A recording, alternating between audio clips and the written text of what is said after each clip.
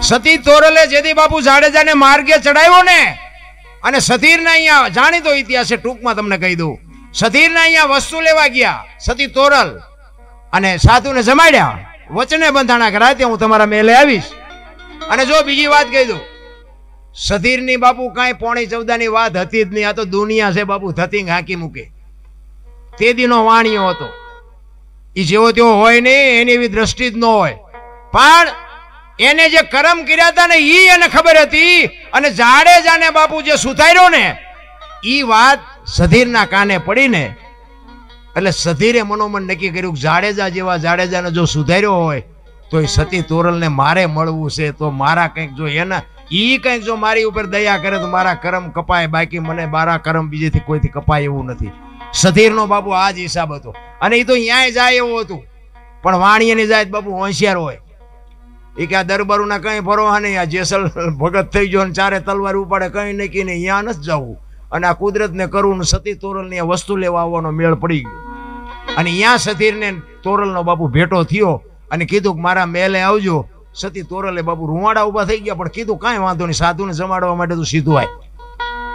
એ સાધુને જમાડ્યા, સીધું આપ્યું અને સાધુને જમાડી દીધા. સાધુ નીકળી ગયા, જેસલ આવ્યા, હાંજ પડી અને સતી તોરલ તૈયાર થઈને નીકળ્યા ને.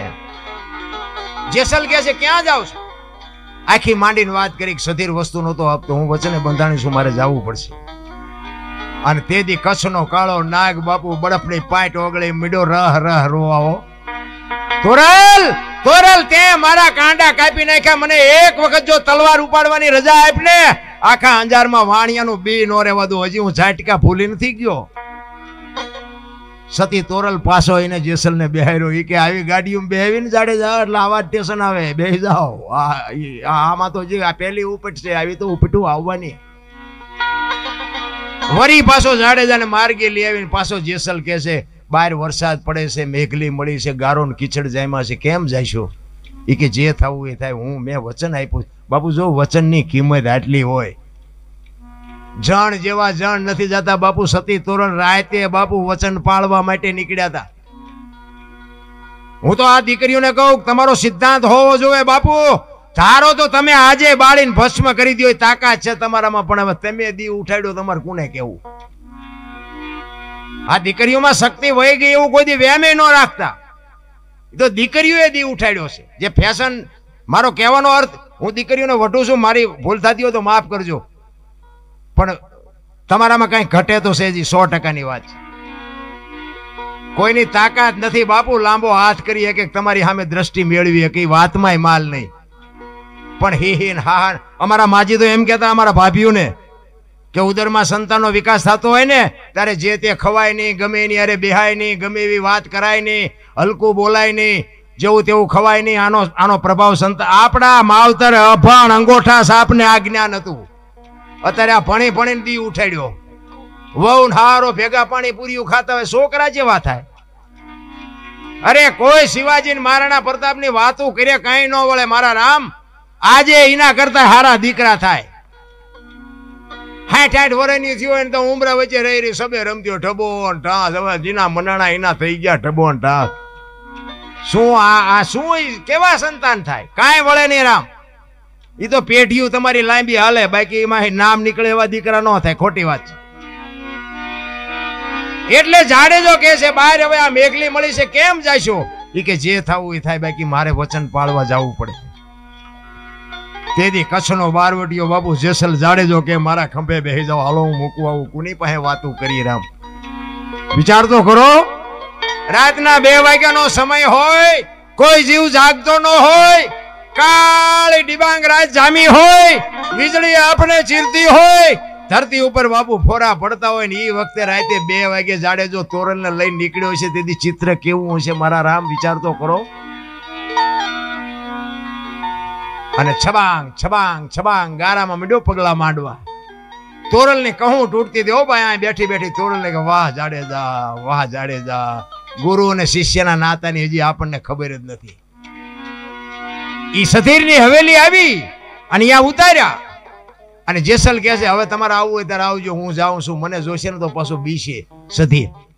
જેસલ હાલતો થયો ને તોરલના મોઢામાંથી વાણી નીકળી કે સુજા ને સુલક્ષણા તારા હાડમાં નો આવી હલકી વાત, આવા નરને કેમ મોડા મળીએ જાય, મારે સરગાપુરનો સાથ વાહ જાડેજા વાહ, ત્યાં તો મને ઉજળી કરી દીધી. મારા રામ, એક ગુરુને શિષ્યને જો ગુરુ શિષ્યને ન સમજીએ કે શિષ્ય ગુરુને ન સમજીએ કે શું ગળામાં ગાળિયા નાખી નાખીને કામ છે.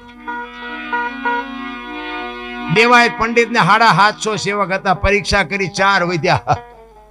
તેદી અત્યારે તો પરીક્ષા કરો તો એ કઈ ન હોતે. આયલો તમારી કંઠી એમાં નથી જોતી, એનું કામ આમને ચાર્જિંગ થઈ ગયું ને બે ને થઈ જાય સાચું હોય ને, કારણ કે આમાં સાચું જો કે હાલે છે ખોટું.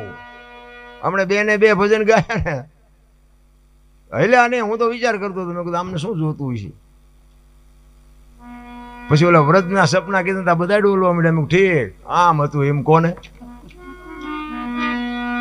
આમ ચાર્જિંગ થઈ જાય ને કે હાલે ખોટું. આ સંતવાણીનો પ્રોગ્રામ છે પણ એ હાલ્યું, સંતવાણી નું હાલી, ખોટું જ હાલે છે. જો તેમ ચોખ્ખું ઘી લઈને બજારમાં રાડ્યું પાડજો, જો ખપે મને કહેજો.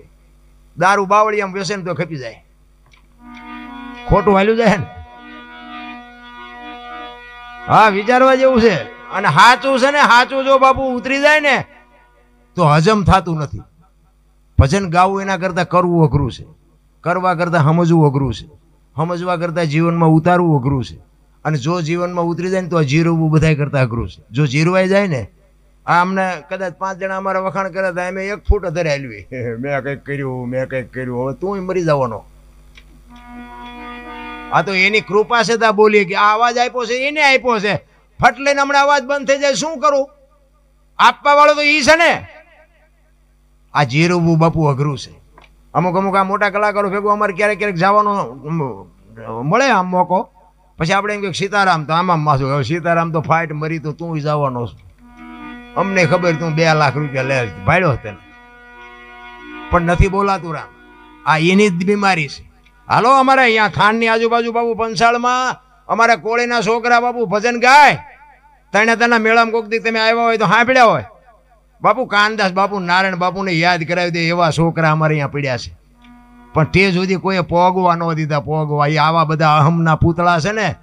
હવે નકર એ ભગવાનનું કદાચ 2 ભજન ગાય ને ભગવાનના 5 નામ લે એમાં મને શું ખોટ આવે? તમે જુઓ તો ખરા ઈર્ષા કેટલી. એટલે મેં હમણાં કીધું ને, અમે આખી દુનિયાને શીખામણ દે ભાઈ કે આ જેટલો હપ હોય ને અમને ખબર હોય. હા તમે જોજો, કલાકાર ઝાઝા કલાકારના મોટા પ્રોગ્રામ હોય ને તમારે જોવું હોય જોવાનું, એનો તબલચી જુદો હોય, એની પેટી જુદી હોય, કારણ કે ખબર હોય ઓલો હું તું મારશે. હપ હોય તો એક તબલચી ન બધું હાલ્યું જાય. આ તો દુનિયાને કહેવાનું છે રામ, એક થઈ જવાય બાપુ. હાક દૂધમાં હાકર ભળી જાય ને ભળી જાવ, મરી જવાનું છે. કલાકાર હોય તોય મરી જાય, ભિખારીએ મરી જાય ને કરોડપતિએ મરી જાય. રામ ને કૃષ્ણને દુનિયા છોડવી પડી, તમારું ને મારું પાંચ્યું નહીં આવે. અને લગામ છે ને મારા નાથ પાસે છે. કોઈ જો એવા ઠેકડા મારતું હોય ને વાત ખોટી છે, કારણ કે આ ઠેકડા મેં મારી લીધા. મેં હમણાં કીધું ને, મેં મારી લીધા ને મને સમજણ આવી સારું થયું. તેથી મને એમ થતું હતું કે આપણા જેવા બળુકા દુનિયામાં કોઈ છે જ નહીં. પણ આ થોડુંક નક્કી થઈ ગયું ને પછી એમ થયું કરે આ તો સારું કંઈક બીજા ઓલે હાલતું હતું. આપણે અમતા ઠેકડા ફરતા હતા, ઓલા ચાવી વાળા રમકડા જેવું. આપણે બધાને ચાવી ફરી ફરીને મોકલ્યા એવું નથી લાગતું? ચાવી ખૂટને પછી કયું રમકડું હાલવાનું મને બતાવો. એમાં અમુક ઓલી સ્પ્રિંગ કડક હોય ને એ વધુ ઠેકડા મારતું નથી હોતા. આપણે રમકડા અમુક કડક સ્પ્રિંગ વાળા વધુ ઠેકે. એને નથી ખબર કે તારી એક દી ખૂટી તો રહેવાની છે, હળવો રહે ને. બધાય બાપુ કરોડપતિ હોય તો રોડપતિ હોય તો ભલે બાપુ મારા નાથ પાસે બધાની લગામ છે. કોઈ કહેતું હોય ને કે મેં કર્યું વેમમાં ન રહેતા રામ. અને ઈશ્વર છે ને દયાળુ, તમે જોજો ગરીબ માણસ છે ને, ગરીબ માણસ અહીંયા બાપુ કોઈ દી રોગ નહીં મોકલે. તમે જોજો ઝૂંપડામાં રહેતા હોય ને મજૂરી કરતા હોય ને એને હાર્ટ એટેક, ડાયાબિટીસ ને હુમલા ને આવું બાપુ કોઈ દી ન હોય. એ ઓલાને ખબર છે. આ બધું છે ને પૈસા છે અહીંયા જ આખો છે. વધારે પડતા પૈસા છે ને 8 દી 8 દી બીપી મપાવે.